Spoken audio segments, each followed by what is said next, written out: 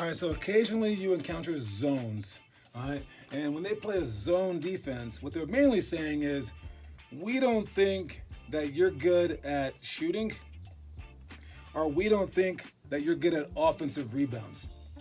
Because during a zone, any kind of zone defense, whether it be a 2-3, a 1-3-1, or whatever it may be, you are very susceptible to outside shooters because no one is really quite guarding anyone.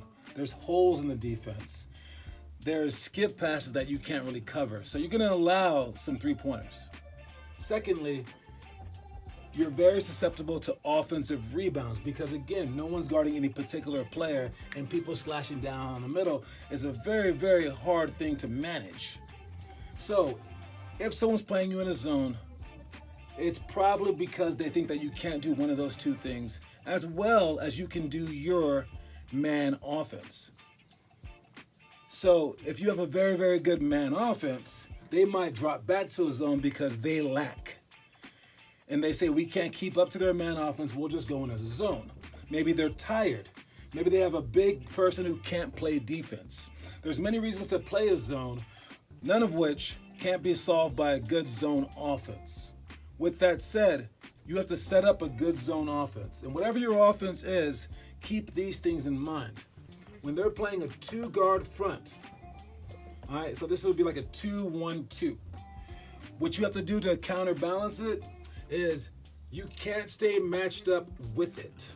You don't want to be in these exact spots because now they're basically playing a man. So if you have the ball, he's right there, everyone's matched up.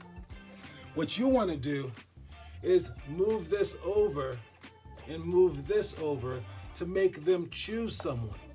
So if they have a two-guard front, an even front, you're going to go with the one-guard front, an odd front. So odd versus even. Now, they're not going to let you just go down the middle.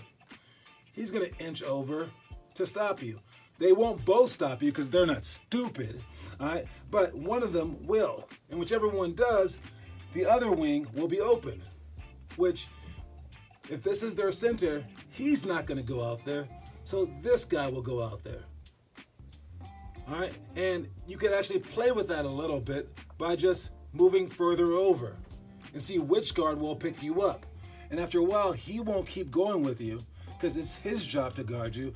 And if this guy's right there, well, who guards him? Well, now this guy needs to step out and guard him. So now the center is right there. But who's guarding this guy? Well, now he'll guard that guy. But then you can just inch back over here, and now he's open. So you can play with this just at the outset, and they should be kind of matched up incorrectly at some point. So if there is an even guard front, you go with an odd guard front. If there is an odd guard front, where it's going to be a 1-3-1, and now you want to go with an even guard front.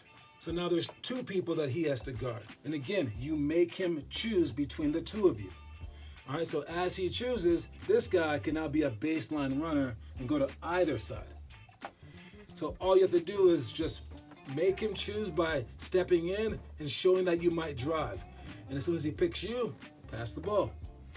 Now, one of these two players has to step up. Again, this player is usually a big man, so it probably won't be him. He'll probably step up. And now you have to realize that they are now matched up like this with three people guarding you three, one guarding those two, sort of. All right. And so one of these two players might be open somewhere, and this player will not follow you. So if you go all the way through the baseline, the proper way to do this on defense is as soon as he leaves, he has to start talking. And even though he's guarding the ball, he has to start manipulating this man right here and say, I have no one, and they need to bump each other off and say, push. And he needs to push him off, and he needs to get him right there. One problem with that, though, is you have to do that pretty early, and as soon as he leaves, let's say that you were guarding him again, as soon as he leaves and you start bumping, he can come back. So once you play this, and I haven't even explained an offense yet, this is just the gist of it. But if they're in an odd guard front and you play even, or they're on an even guard front and you play odd, there's matchup problems everywhere immediately. And you have to have a pretty good grasp of defense to understand how to bump each other off. But even when I was in college, the majority of players didn't understand any of that communication stuff.